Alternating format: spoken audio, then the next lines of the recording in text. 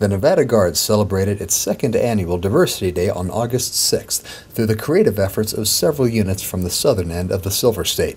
Army and Air Guard members created booths showcasing a variety of groups that contribute to the diversity found in the Nevada National Guard, while Las Vegas area caterers supplied the food.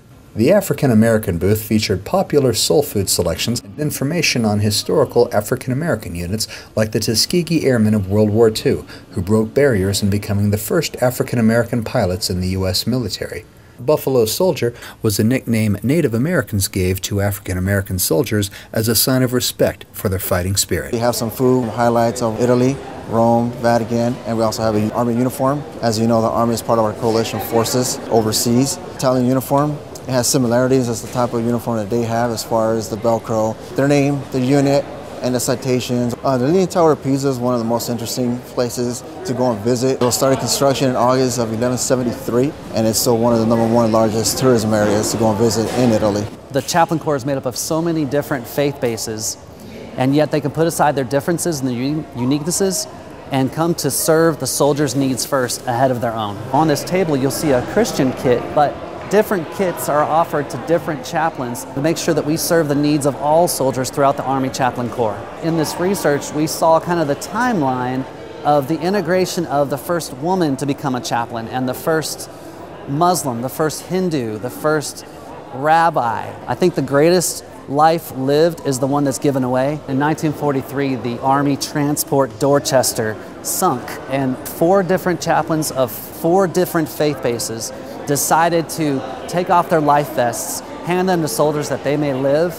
Gave me goosebumps to even think through in the way that men would set aside their needs, even their very lives, for the sake of soldiers. Brazil is a very diverse nation. First of all, they have 1/5 of the total species of birds, animals, and plant life in the world, just in Brazil alone.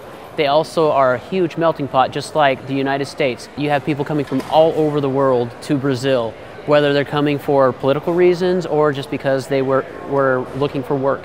Soccer is everywhere. You'll see little kids 2 years old on up to 60 years old playing soccer in the streets. Germany comes from Germania, so the Germanic name was given to them by the Romans. So as early as about the 1st century BC, they were being invaded by the Romans, and basically from that time they were called Germans. We got some beer steins up there. The flag is probably pretty recognizable. Even people who don't know a lot of country flags, Germany is probably the one that they can pick out. And of course cars, they probably unarguably make the best cars in the world. Because it is Diversity Day, what I would like them to remember the most is the German Americans or the Germans who have contributed to American history and culture. So in turn, people like Amelia Earhart or Albert Einstein, or even the composers of classical music. So remember the people. Ability, not disability, is the promotion of this booth. Just because you have a disability doesn't mean you can't do everything like everybody else. You just might do it differently.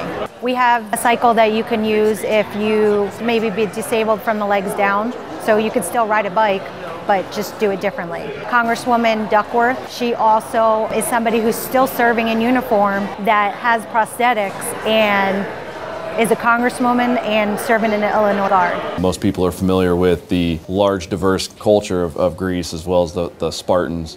Everyone knows the Spartans. So what we tried to bring to everybody today was the cuisine of Greece. We tried to sneak Zeus in, a little bit of Greek mythology, with the lightning bolt and the clouds and the fog, symbolizing eating with the gods. This year also featured cultural entertainment representing islands throughout the Pacific, including Tonga, Nevada's new international state partner. The Tongan mascot is made from the tapa that they give away as gifts to people that visit their homes, to decorate their homes, to use as house mats as well. Our pin of partnership with Tonga represents professional development, leadership development, our search and rescue efforts, and it focuses on the partnership that we just gained with the Tongan community in April of 2014. The performance that was done by the 2 girls and their younger niece is their great-grandfather was a choreographer for the late Queen of Tonga.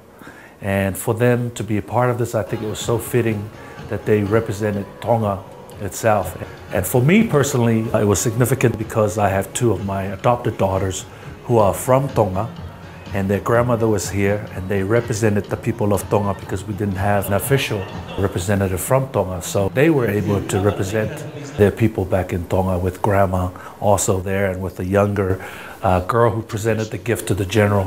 What we presented today with our culture, it was a multicultural performance. It wasn't just Tonga. We got songs and dances from New Zealand, from Tahiti, the Cook Islands, Fiji, of course Hawaii, Samoa.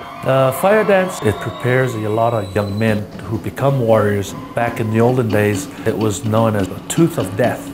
It has a hook on the end and it's a blade. And they have to do this traditional dance before they become warriors. They added fire to it, so it added more challenging feats to it. The Irish in Nevada detailed where the Irish came from. In the rest of the United States, predominantly the Irish worked on the railroads. In Nevada, they were miners. The Irish were the bedrock of the Nevada National Guard early on.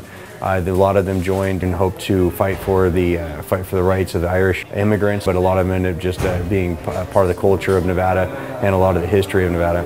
In our state, the Silver Kings were 4 Irishmen who found one of the better parts of the Comstock lode in the northern end, and they made huge amounts of money off of it. And the Comstock lode is so important to our state that it's part of the Great Seal. We wanted to show, first as far as information on the Chinese culture and information on China, and then the influences China has had on the American culture. At our booth we have photos with facts. The first Emperor Qin, he actually had life-size statues of his army made so that they would be buried with him in his tomb. Also, we had lanterns there, which was mainly used for festivals, and then chopsticks, commonly used for eating. My booth promoted diversity by representing all different women throughout history that is from different cultures, different eras. Every woman that was represented at the booth actually played a character. So we had different little fun facts that they could have asked us. Lady Godiva, unfortunately she could not have been represented. She paraded through town because she wanted her husband to stop taxes in her country. And just by doing that, it proved to her husband that she was serious and he actually stopped the taxes. We chose to represent Native American culture because it's current, it's relevant, and it's local. We have 2 Native American nations that are here in the Las Vegas area, both the Moapa and the Paiute nations. A lot of people aren't aware that our Las Vegas area is completely surrounded by the Native American culture. Our objective is to combat stereotypes. We brought out the All Nations Native organization to talk about their current culture and what they're doing today.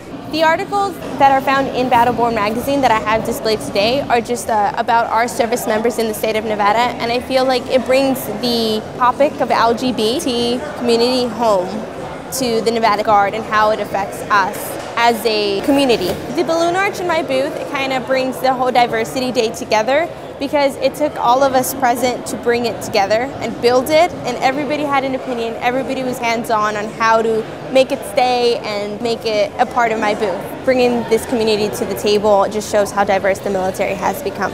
We not only pinpointed some fun factoids about the country of Mexico, but also military contributions and strengths from those people, therefore that we can embrace each other's uniqueness to make it one whole. The Civil War is when Mexican Americans first started fighting and serving for our nation, and then through every conflict thereafter. There have been 41 Medal of Honor recipients from Mexican American descent. A lot of people aren't aware that Mexico City is in fact the oldest city in North America, and it's also the most populous city in North America. And it was built and established on a dry lake bed, so it actually sinks 10 inches every year. I'm actually from Argentina. And the reasons why I came to the United States have a lot to do with what's going on currently in Argentina. The economic, political issues, military rule. We came here in the 80s when Argentina was going through war with England over the Falkland Islands. A little known fact is Pope Francis. He's from Argentina. He's the first non-European pope since 741, so over 1,200 years, and he's the first Argentinian period to be a pope. The Gauchos, they're the first cowboy of South America. So it's our urban cowboy. They're the ones with our beef industry, our leather. The root of Argentina is our Gauchos.